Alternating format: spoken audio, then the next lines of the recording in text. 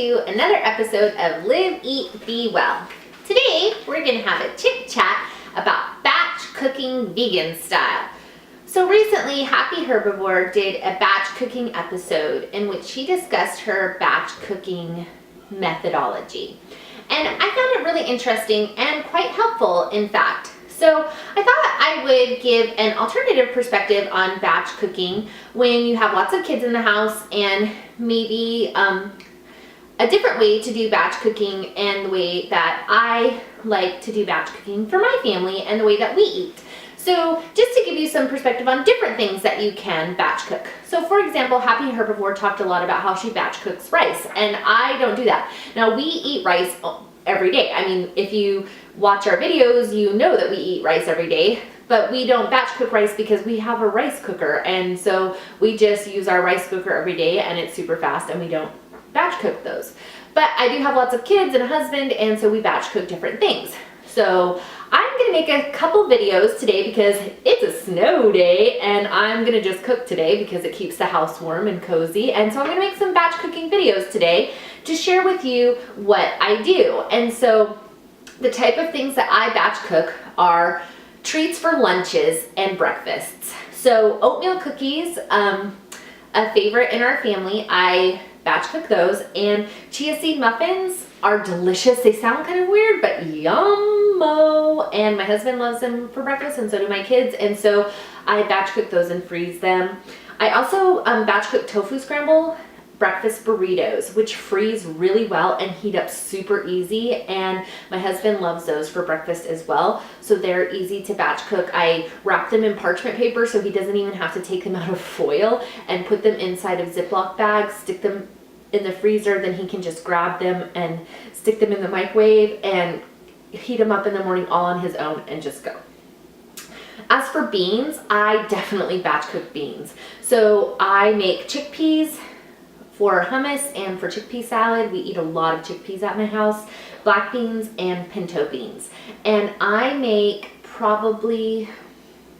I buy from the bulk bins. So I make probably about 5 pounds of each of those a month. And sometimes I run out of chickpeas and have to make them again. So I definitely do that. And I batch make hummus. So I make that every week on Sunday. I make a batch of hummus.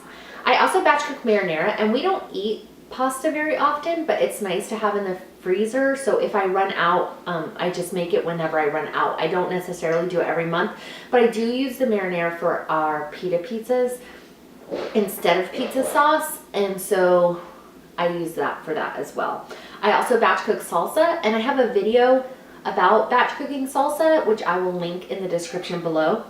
And I also use my dehydrator, and I don't know if that counts as batch cooking for some of you, but whenever my fruits or vegetables are looking a little hinky, I stick them in the dehydrator. And my husband loves trail mix at work because sometimes he isn't close, because of the nature of his work, he isn't close to some place where he can stop and get something to eat, or where he can throw something in to heat it up, or where it's easy to eat. So he likes to have lots of trail mix with him to just dig into and eat on the go, on the fly, and to keep himself full. So I like to dehydrate lots of stuff, and I just throw it in a bag for him and make our own trail mixes with whatever we have on hand, and he likes to carry those around with him. So that's also something that I batch cook.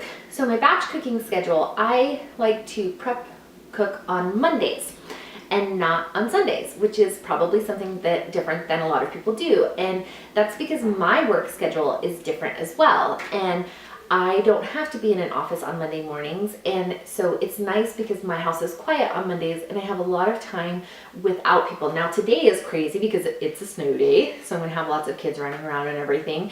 But usually there's not a lot of people here, and so I have time by myself where I can just be focused on the cooking and doing all those kinds of things. So I just do that.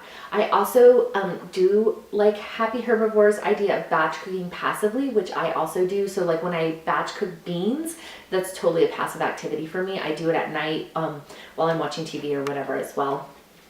Just let it go on in the background making beans. It's super easy. So, and homemade beans are way cheaper and taste way better than canned beans, so I highly suggest that you do it. And I'm gonna make some pinto beans today and show y'all how I make them. It's not exactly the same way that I make chickpeas, but it's the same way I make black beans, so super easy.